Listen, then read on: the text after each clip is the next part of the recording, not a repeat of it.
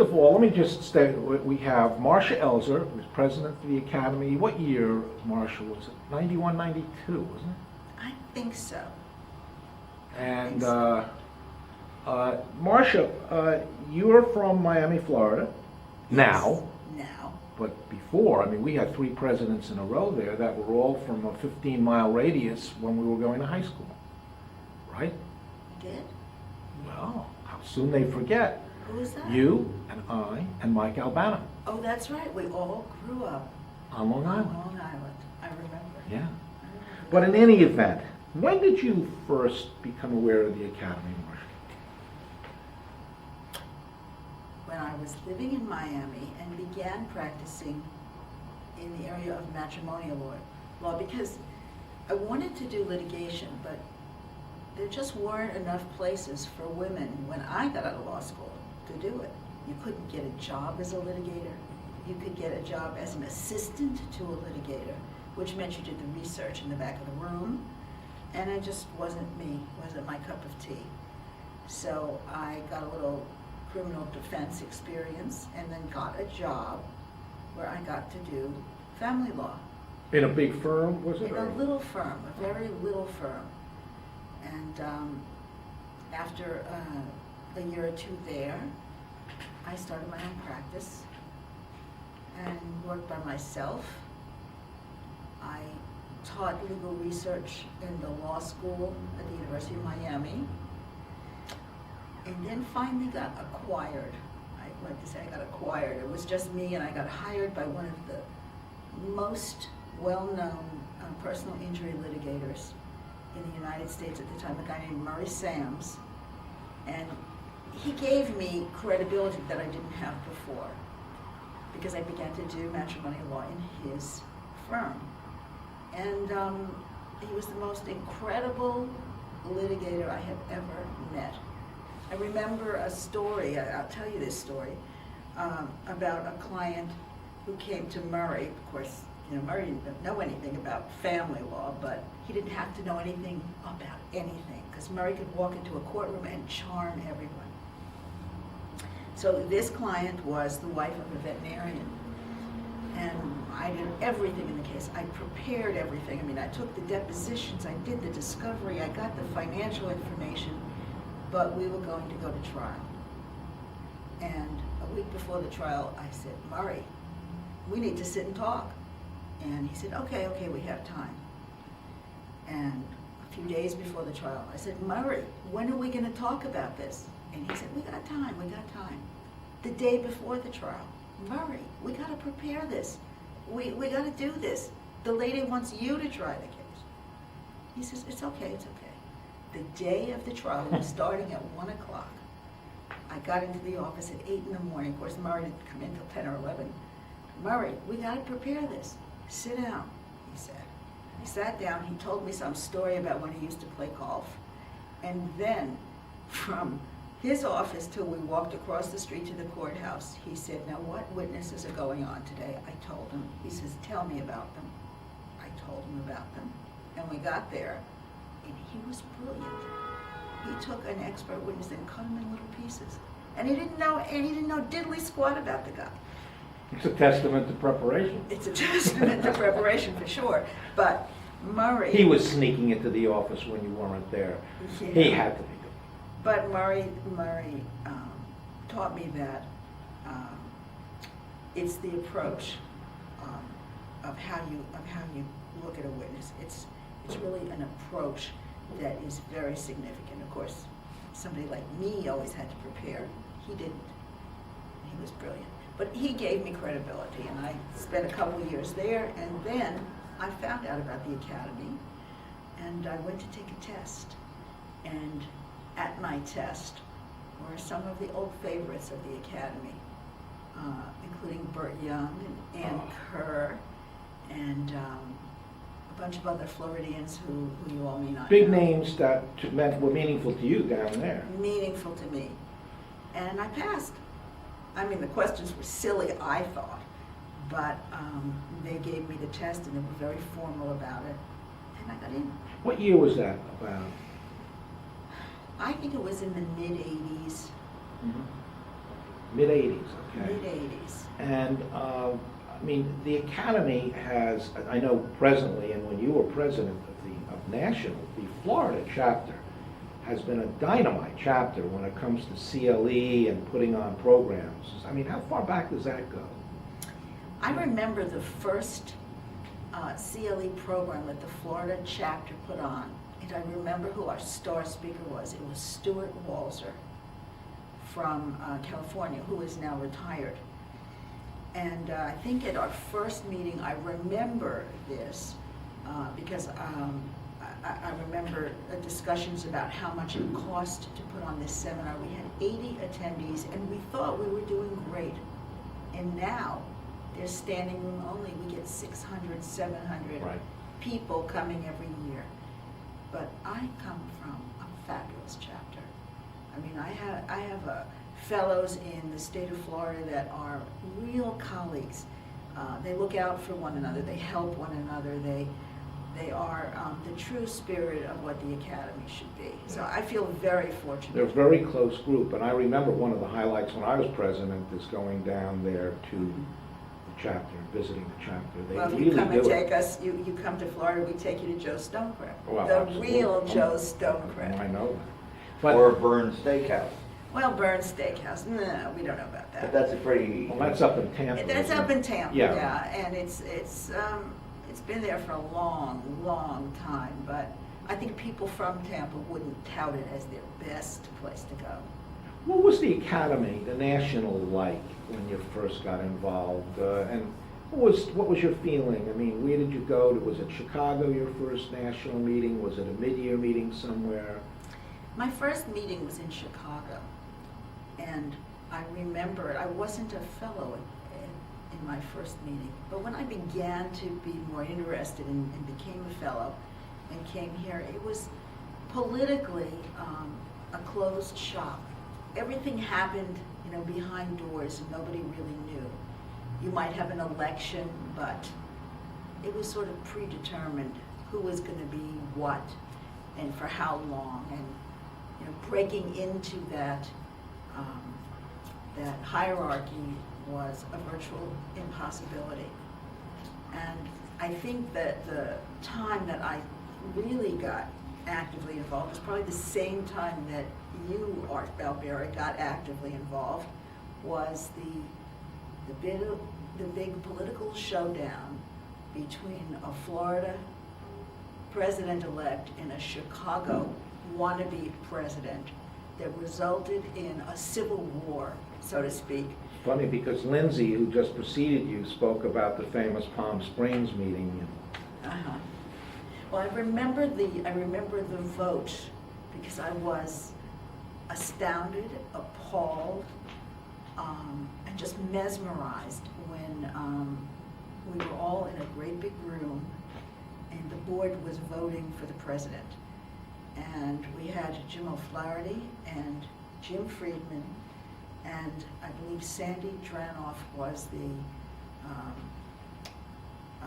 what do you call it, the rule maker. Parliamentarian. The parliamentarian.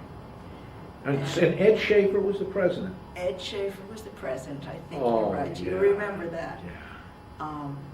And it was such fervor in the room. I mean, everybody was so excited. There was so much tension. And Jim Friedman won. Just so for purposes of this record that we're making here is Jim O'Flaherty from Florida, Yes, Palm Beach, West Palm or Palm? Palm Beach. Palm Beach was president-elect, and out of the clear blue sky at that meeting, Jim Friedman decided that he wanted to contest his position, instead of moving up to president, that Jim Friedman should be president. Right. So that president-elect was meaningless. Well, that was the position, I believe, that Friedman took. And of course, O'Flaherty took another position.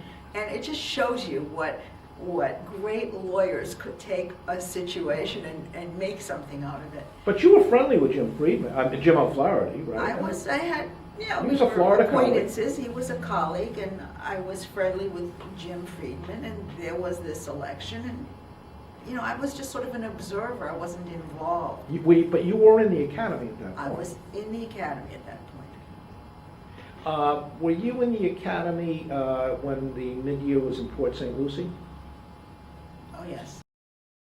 But the atmosphere, you mentioned you thought it was kind of a closed type of thing. You Yes. felt a lot of back room going on when you first entered it. Absolutely.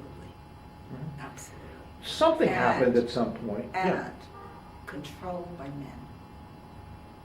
Absolutely, 100% controlled by men.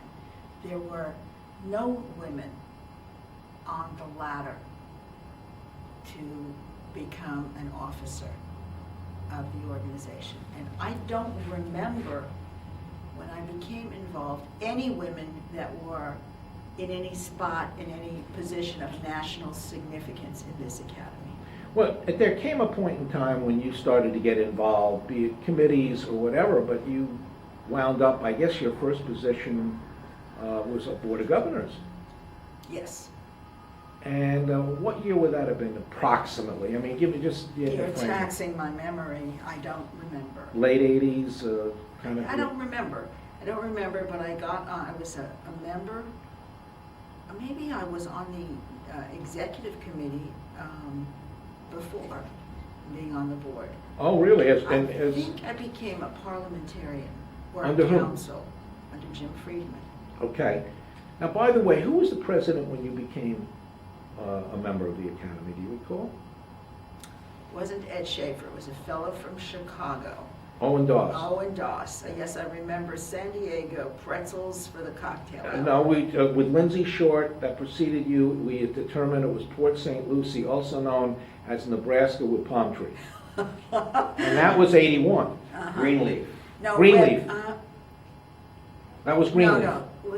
Port St. Lucie? No, I'm sorry. Was That not was Greenleaf. Port St. Greenleaf was when Lucie. Owen Doss was feeding us pretzels and potato chips. And Berman, after that meeting, went across state to visit his mother and had his first major heart attack. Port St. Lucie, that was later. That was later, no. That was later. Port St. Lucie was when we were going to be the guests of Jim O'Flaherty, Oliver Sholem. Yes, at the hunting his lodge. Hunting lodge. They brought a bunch of Right. you-know-what in a bus, and that was also scary. That was scary. There were Drown-off there an were a old- lot of Jews in the On the organization. bus. And they And we were didn't know going in the about hunting lodge We with didn't know rifles. if we were going to be shot. What, they were in cattle cars? Right. That was good. So, but we went to, and it was dark night in the middle of Florida, and you walked into the lodge and there were heads on the wall, but they were at least animals. We think. We think. We But think. that's when I think we were at Port St. Lucie. But when Owen Doss was president, that was... I think we were San Diego with Owen Doss. Well, whatever. Whatever. Owen could have been, Whatever it was. He it was a two-year pretzels presidency, and so nuts. we certainly had pretzels. And I don't know if Ed Schaefer improved the food or not, but Duranoff sure did. Yeah. Now, at some point, so you were on the executive committee, you believe, before you were on the Board of Governors. Yes, I think so. But when you were on the executive committee, were there any other women then? Nope. How about when you became on the Board of Governors? Were there... Women there? I think there were some women on the Board of Governors. I can't remember right now. I mean, if I had thought about this before we did this interview, I might have looked it up. But there weren't many. I know. Maybe a handful. Then there came a point in time when you got back onto the executive committee and what, as treasurer, secretary, vice president? Or Something like that, maybe a vice president or a secretary. How'd that happen? I mean, what was going on there? Was anything interesting going on that got you, a woman, in line to ultimately become president? Well, I think what was going on was, you remember, of course, there had been a lawsuit and O'Flaherty dethroned Friedman and Became a one-year president. he became a one-year president, and then Friedman became president immediately after that.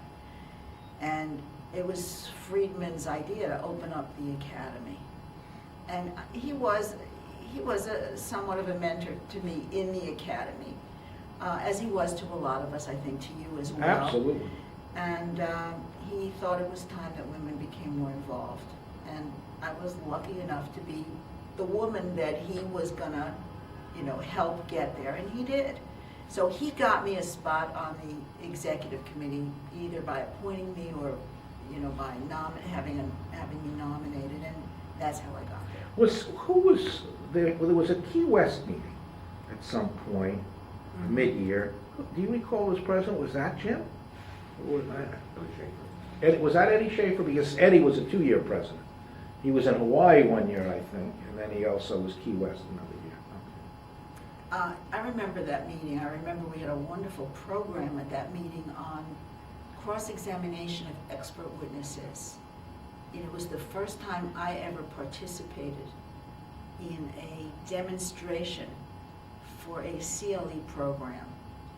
And I was very, very conscientious about it because I wanted everybody else to know that women could litigate, because we were still breaking down barriers, even though at that time, the doors were opened.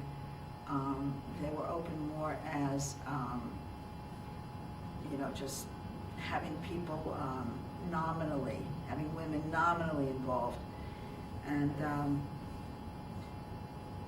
I just recall that. I recall doing those demonstrations. I recall Steve Kolodny, who I think has a reputation of being a fabulous litigator, coming to me afterwards and saying, I like that technique. I'm going to try that. I go, wow. What a compliment. Yeah, that was really neat. I feel very fortunate, Art, because I got to be the first woman president of the Academy. And I feel fortunate because I was able to help keep the doors open for a lot of other women to get involved, and to encourage a lot of other women to get involved, and to get the guys to buy into that and to recognize that having women who were competent was not a threat to them, but was a good thing, that we could be equal colleagues to our male counterparts.